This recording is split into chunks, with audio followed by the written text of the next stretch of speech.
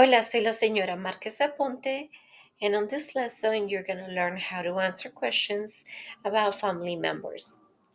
Remember, we're using Libro Descubre Uno, página 111, and we will be making reference to Activity 6. Our first objective is to understand how to translate phrases that have an apostrophe. All right. So the apostrophe does not exist in Spanish. Instead, what we use in Spanish is the word de. So when we translate, for example, el abuelo de mi amiga, the first thing we want to do is find that word de. Okay. And once we got that, that's going to be equivalent to the apostrophe. We're going to bring the last word to the front or first. Then we're going to insert the apostrophe. So mi amiga is my friend. My friend. And now we have the word de, and we insert the apostrophe. And then we're going to bring the first word on the phrase in Spanish to the last part of our English phrase. Grandfather. So my friend's grandfather. Okay. On the second sentence, we have el primo de José Miguel Pérez. So we first identify the word de. Once we have that, we want to start with this part of the sentence, the last part of the sentence in Spanish, bring it to the front in English, insert this apostrophe, and then translate the first words in Spanish, last in English. Cousin. So we have Jose Miguel Pérez, cousin.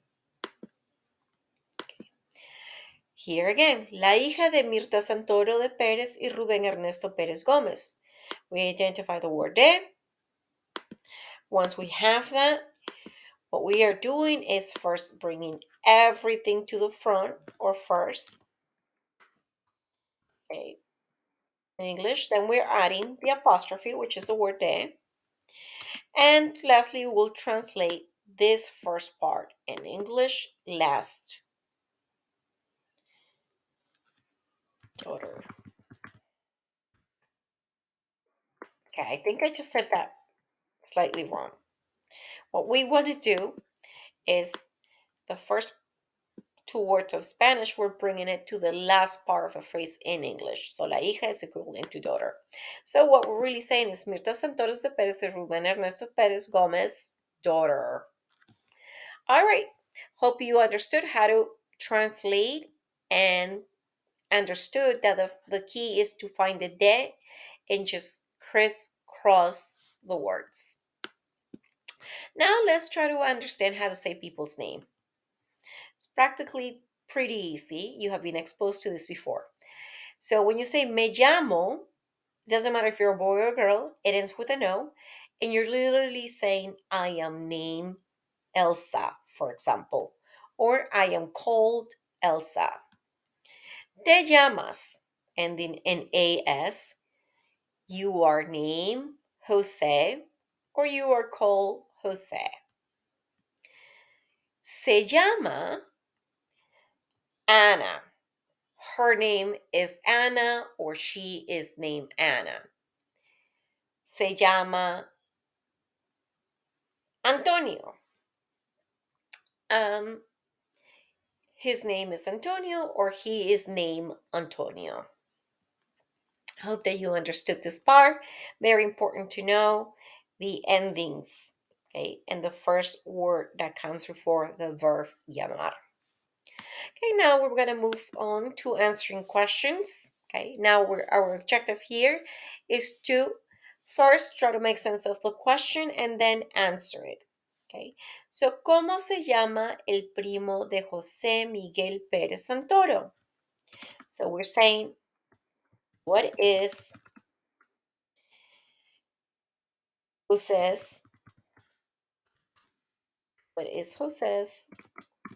oops, cousin's name? Okay, so to answer that from the question, we want to say his name is, right? Remember when we were reviewing this? Okay, so now we're going to take this se llama. Okay, so we want to say se llama.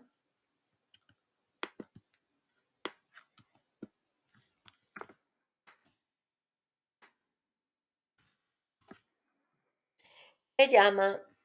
And then we're going to find the name here. So his cousin will be this guy here.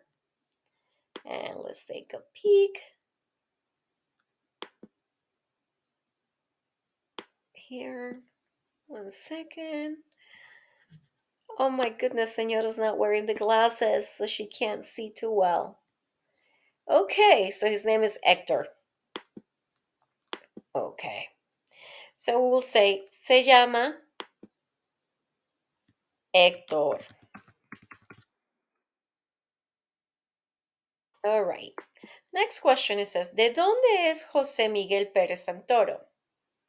Now you may be wondering, Señora, all these names. Well, here's what happens. In Spanish, in most Spanish speaking countries, we tend to use both last names. The first last name, in this case Perez, belongs to the father, San Jose's father, and Santoro is Jose's mother's single last name. Okay, so ¿de dónde es? So the question says, where is he from? Where is he from? And now to answer that question, we want to say, we want to take the word es, which means he is.